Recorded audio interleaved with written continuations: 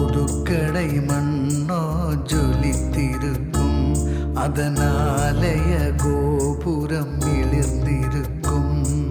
பொன்னிற கொடிமரம் பொதிந்திருந்த வெண்ணிற கொடியும் உயருதம்மா.